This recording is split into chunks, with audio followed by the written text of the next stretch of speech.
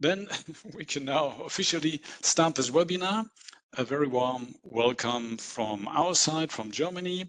We that are the Western Balkans Mobility Scheme Call Secretariat, which is my colleague Katharina Lehmeyer and me, Ralf Hanacek. Maybe as a very short introduction, I'm working at the DLR Projektträger for almost 20 years, and right from the start also in the cooperation with the Western Balkan countries. And this is mainly the support of the Federal Ministry of Education and Research of Germany in their bilateral cooperation with the Western Balkan countries. But from time to time, I'm also in charge or work in one of the EU projects dealing with the Western Balkan countries, like the forerunners to some degree of the Policy Answers project, like CRNet, CRNet Plus, which is a long time ago. Okay, what about the structure of this webinar? At first, I will give a short presentation with several information on the background, on the contents of this mobility scheme, and also including information about many aspects of the application. And after this, we will have some time for answering your question, because this also is an interactive part of this webinar, and Katharina and I will be, we'll try to answer all of your questions today. Okay. Concerning this very interesting program, we also see on the first slide, it's a pilot program. It's part of the Policy Answers project. This is a Horizon Europe project, which was started by the 1st of March 2022. And Policy Answers has different aims, but mainly it monitors and supports the policy coordination within the EU Western Balkan cooperation. And also this policy project provides capacity building and also pilot actions in the Western Balkan to contribute to the region's EU integration process, but also to strengthen the innovation ecosystem of this region. And as you can see here, this is one of the pilot programs. There are also other, like the Innovation Voucher Scheme, which is also currently open, so that if you're also interested in this pilot program, although of course it's a different one, this also currently there's the opportunity to submit applications to. But now, today, we talk about the Western Balkan Mobility Scheme. So what are the aims and the objectives of the scheme? This is, of course, a very broad picture of this mobility scheme. The aim is to support sustainable economic growth, societal resilience, and convergence of the Western Balkans with the European Union by fostering the regional cooperation. The regional cooperation is the main point, and sustain support in mobility-driven R&I. These are very big goals, of course, political ones, strategical ones. And to bring it down to this scheme itself, we have three objectives of this scheme in order to finally arrive at these big strategic political goals. And this is the fostering of the brain circulation and to encourage brain retain within the Western Balkans, and this doing also at the very early stage of the researcher's career. And I will give you some more information about what we mean about this early stage of the researcher's career later, one of the following slides. The second objective is to support excellence in research in the Western Balkans. And the third one would be to promote and to increase the open access use of research infrastructure across the Western Balkans. And there are some very interesting reports, mainly issued by the Regional Cooperation Council, but sometimes also from the Line Ministry in the Western Balkan economies. And they give some information on, well, the research infrastructures already existing. And of course, they are not these huge ones like you maybe are familiar with in the European Union countries, but there are lots of research infrastructures and they are mainly heavily underused. And so this is one dedicated objective of this scheme to, well, make it a higher usage, make it more familiar, and to promote these research infrastructures, and also to support the design of open access policies in the host institutions which provide these research infrastructures. So these are the three goals or three objectives we have with this mobility scheme. As you also had seen on the first slide, it's a pilot program. So the idea is that within this Policy Answers project, the European Commission gives some amount of money. And so this project is designing a pilot with the support of many of the partners in the Policy Answers project, where we have institutions from all 6 Western Balkan economies, which also, of course, supported and designed with us this mobility scheme. And the idea is to implement it in the frame of this project and to evaluate it also in the frame of this project, and then prepare some policy recommendations and some evaluation documents, and finally to look for follow-up measures, and so looking for donors from the regional or the international or the economy level sphere. Finally, this is the broad picture why we do, why we implement and why we prepare this mobility scheme. So we heard also about the strategic goals, about the objectives. Now we come to the type of projects. Which project could be funded within this mobility scheme? And here you have 3 preconditions. There are 3 different indicators, or prerequisite, which must be fulfilled so that your project could be funded within the Western Balkans mobility scheme. The first one would be that it must be short-term mobility as a physical presence of the grantee for a duration of between minimum of 2 weeks and maximum of 2 months within another Western Balkan economy. So you really have to stay in one of the neighbor countries, and the stay itself has to be between 2 weeks and 2 months. The second criteria is that you have to use specialized equipment or facility. So this is a research infrastructure in another Western Balkan country during your stay. And the third one would be to do research. So it's not about training or about visiting other people. So it must be part of a research endeavor or research project. So if everything you have in mind would fit or would fulfill these 3 criteria, then this mobility scheme could be of high interest to you, I think. In order to boost a huge amount of young researchers' career, we designed this mobility scheme with all thematic research areas free or that are eligible. And although we have put importance on that, we have also to name and to encourage especially 2 areas. These are the twin transition areas, the green and digital, and the priorities mentioned in the economy level research strategies or the smart specialization strategies, because these are very important strategic political documents. And so it's also good to submit applications which are targeting these topics. They don't have any benefits, so it's not in the assessment that they are assessed with a higher points, but we think these are very, very important topics for the whole region.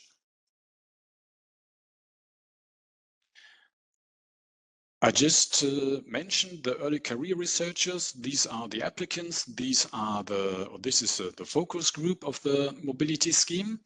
And together with the colleagues from the Western Balkan economies who are part of the Policy Answers project, we had a workshop last September in Sarajevo, and there we designed at least the concept of this mobility scheme.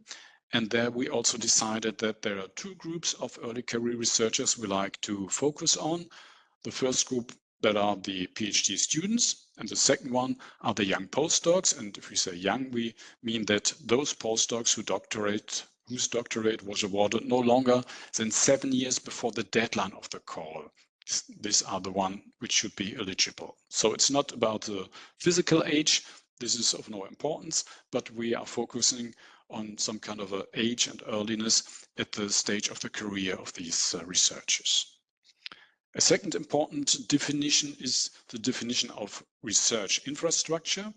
And here we refer to a very broad one by the European Commission, and there it is defined as a set of facilities, resources, and services like, for example, laboratories, equipment, facilities, and archives that are used by the research communities to conduct research and foster innovation in their respective fields. So this, I wouldn't say it could be almost everything, but it's a very broad one. And this, as I just mentioned and referred to in one of the last slides, is due to the huge amount, but as I already mentioned, underused equipment and research infrastructure in the Western Balkans.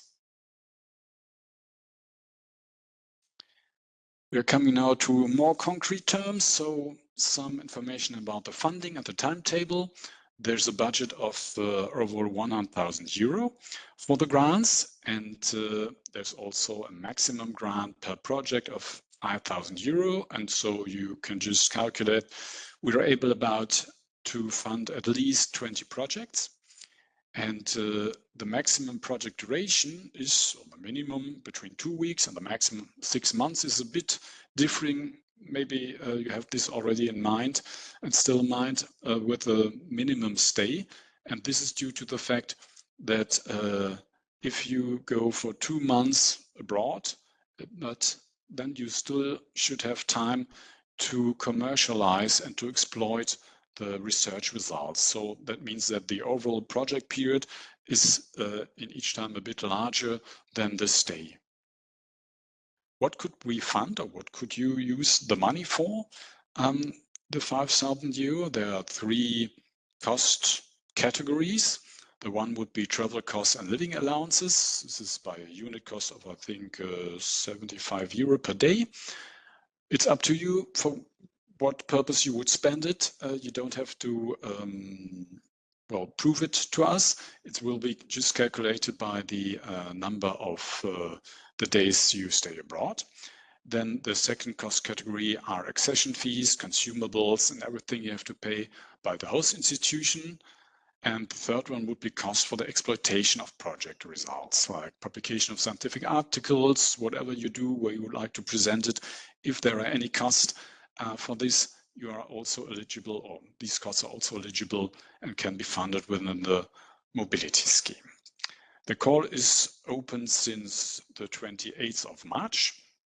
We have prolonged it so that we can finally even maybe motivate more people to submit an application, and now it's open until the 26th of June, so roughly 2 weeks more to go. The projects are expected to start by the 1st of November or later, but all projects have to be terminated by the 31st of May. This is due to the fact that we still need well, some time within the project to evaluate the mobility scheme. And so this is also according to, well, the lifetime of the project. This is, at least on my screen, very, very small. But anyway, if you click on the link also provided in the call text, for example, that you like to submit an application, then you end up at the PT outline landing page for this call.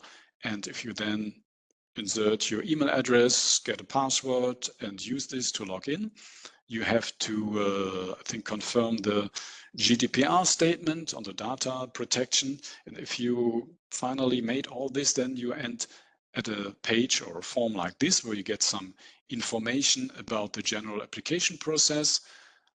We have tried to make it as simple and hassle-free as possible. That means there are, I think, 4 or 5 forms within this application online, and you have to, of course, insert some information about the title of the project, about the acronym, and about the summary, and about the host institution, the research infrastructure, about the home institution, and you as the applicant and the early career researcher. Then we have a form, an online form for the project description, which should be not more than, if you would print it, about 4 pages. And like the aim of this project, the work plan, and all that stuff. And apart from those information, you have to just insert in the online form, you also have to upload the CV of the applicant, of you as an early career researcher, and the applicant of the so-called counselor. The counselor is the contact person at the host institution, and so he should also be aware about your application. Finally, after you have submitted this application, you have to print out the first page, and there you also have a signature field for the applicant, the early career researcher, and one for the counselor. And the counselor, because he's important, because you need the information whether it is possible that you access the research infrastructure, and whether there are any obstacles or practical reasons to check this. And so we need both signatures that we are aware, okay, this project could be implemented. There are no obstacles to do this. And so if the steering committee, the selection committee of policy answers would select your proposal for funding, then this should be a project.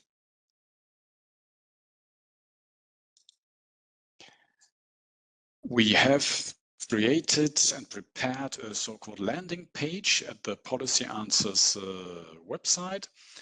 You have the web address here, for example, and there we have gathered a lot of information, almost everything you could be interested in concerning this mobility scheme. We have, of course, the call text. These are the blue buttons are buttons which go to the direct links to these documents. We have the call text. We have a guide for applicants with also lots of questions answered. We have in this guide for applicants screenshots from the application form, further information, also an annex we have prepared for this guide for applicants, where you can have a look on the draft of the financial support contract.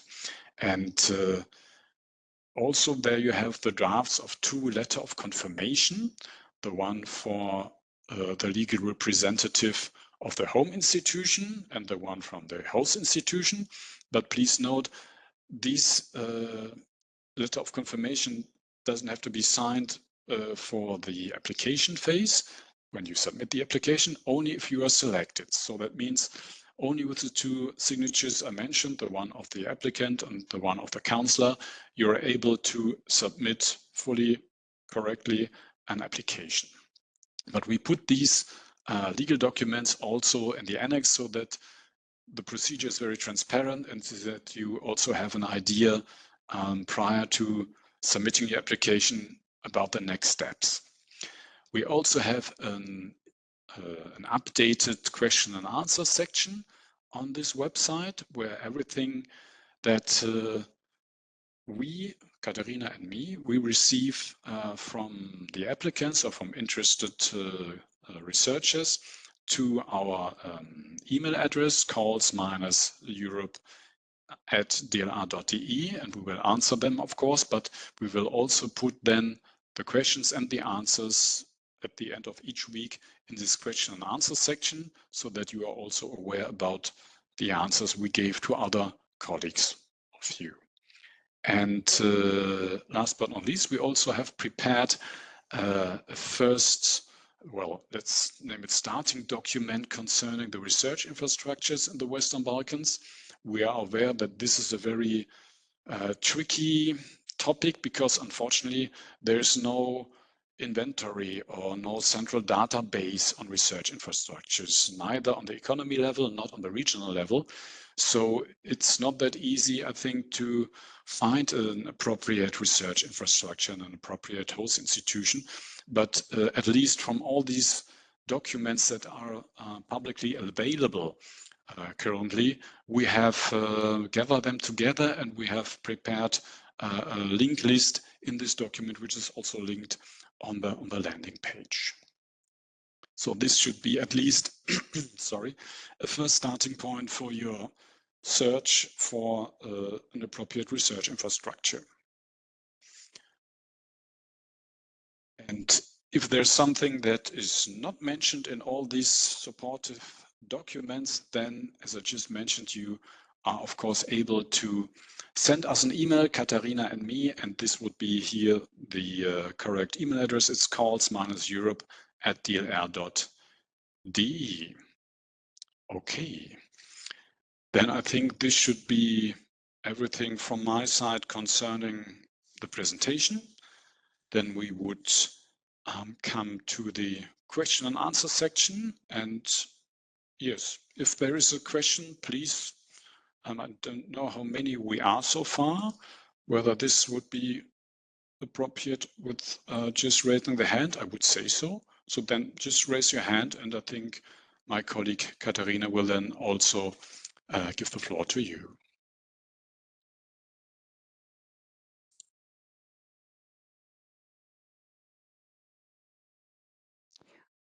Alternatively to raising your hand, you may as well just speak out or write into the chat that you want to be given the word.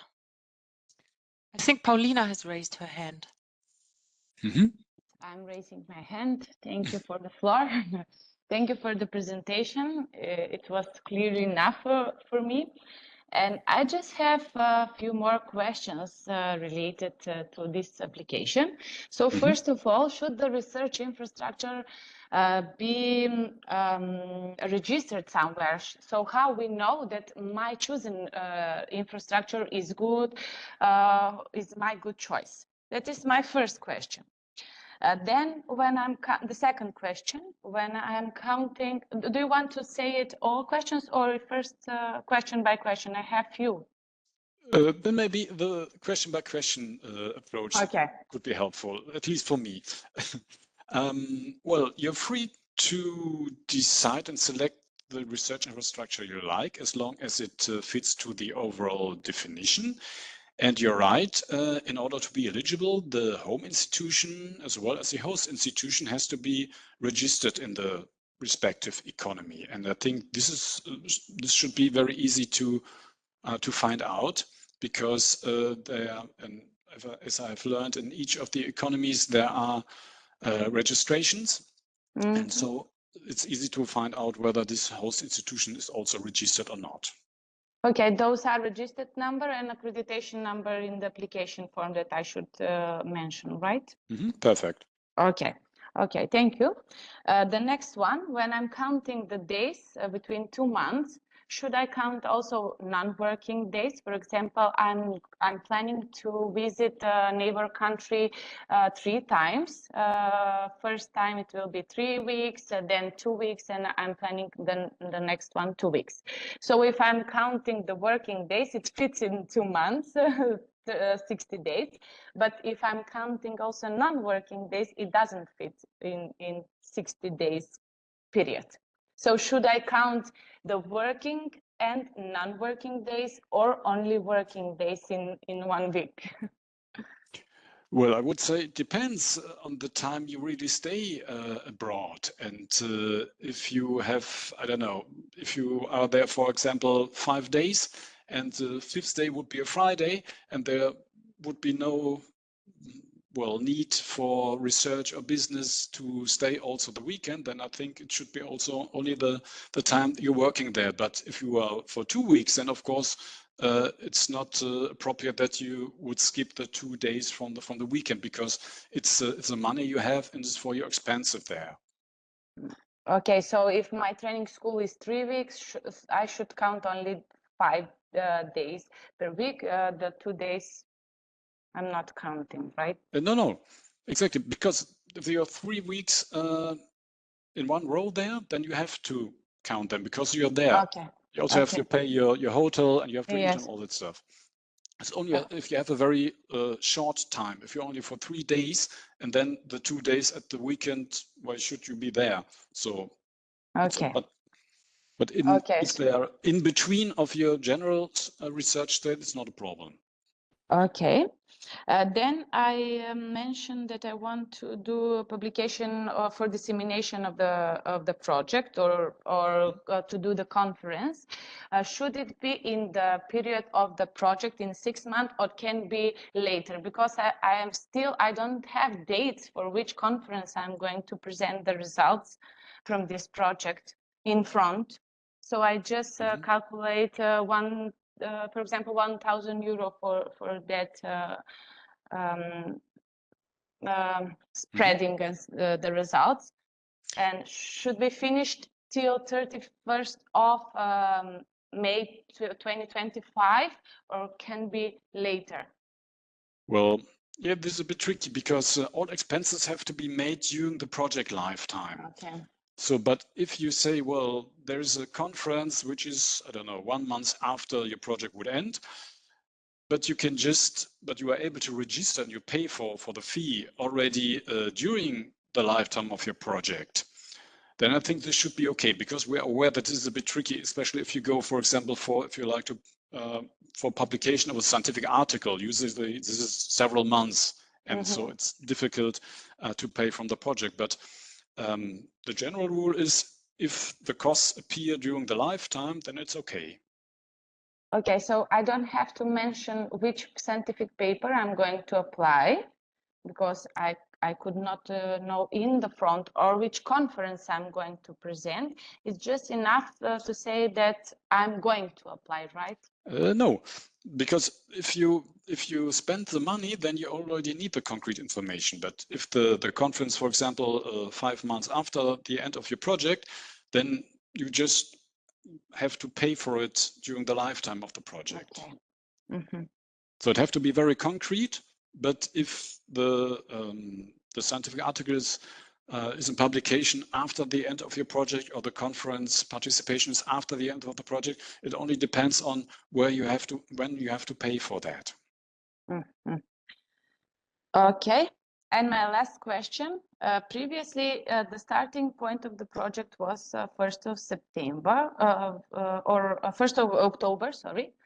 And now it's November. So my training was planned to start from 7th of October. Now it's not possible to apply for that training because it's prolonged, and the starting date is 1st of November. This is also tricky. We will try to make it start by 1st of October, but I think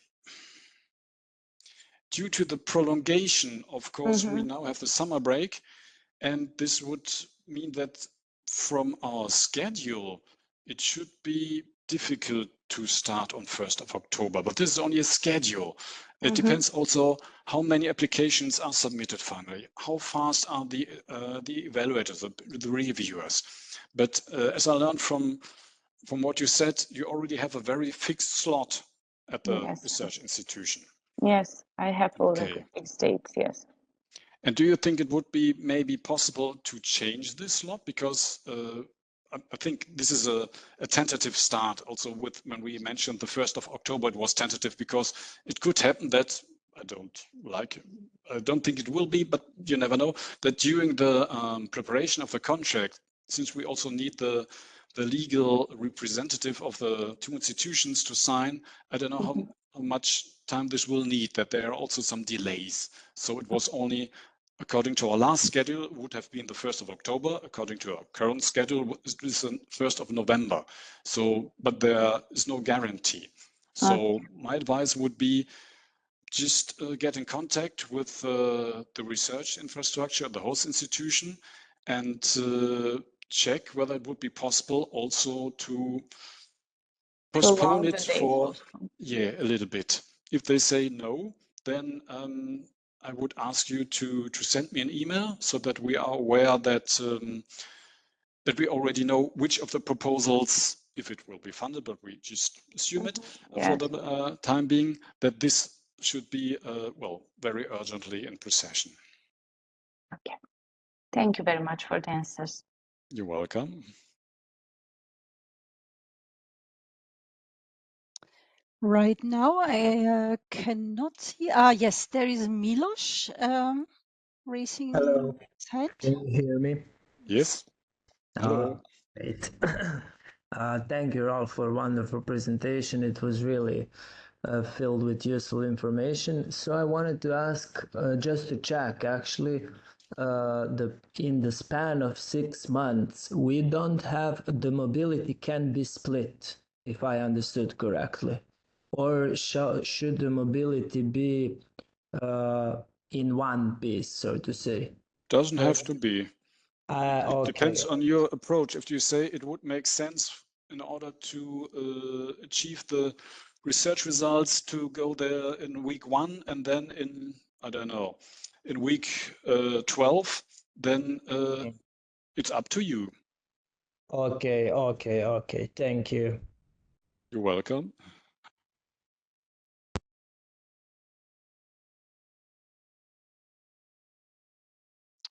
Okay. Is there someone else who is having a question?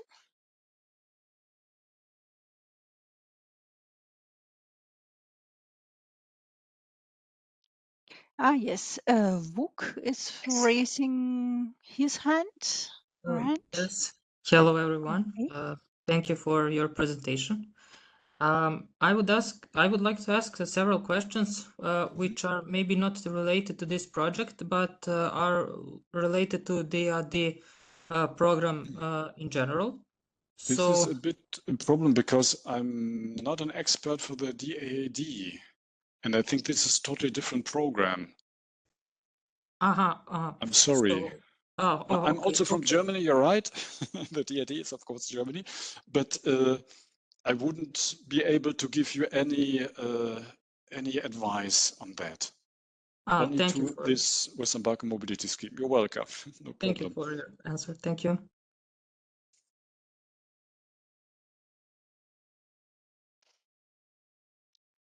Okay. Anyone else? Don't hesitate to ask.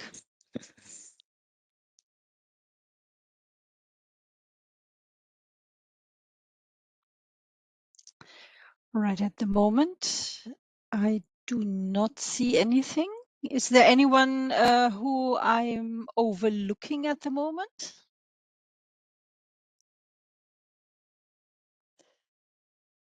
It seems like everyone is happy with Okay, I what think there are you've told them. 2 more weeks left, and if there are some questions still arising, then as I just mentioned, you can just also send in an email or just check whether the questions already answered in the guide for applicants or in the call text. But if you don't find the right answers, or if you have doubts whether you understood it correctly, then just send us an email to Katharina and me. Yes, please. Absolutely. We are here to answer your questions and to support you and to make it totally clear whether you can apply and what you have to observe and whether it's the right program for you. And so please don't hesitate to write to us. Yeah. Okay. Then I would like to, well, close this webinar. As I just mentioned already in the beginning, this webinar was recorded, and we will also provide the video of this webinar in the YouTube channel of the Policy Answers project, and I think we will also put this presentation again on the website of the Policy Answers project. Then I thank you for your presence and for your questions, for your attention. If you think about or considering to submit an application, good luck, and well, maybe we see or hear again. Who knows? All the best. See you. Thank you, Ralph. All the best. Thank you very much. Thanks for Bye-bye. participating. Thank you. Thank you. Thank you.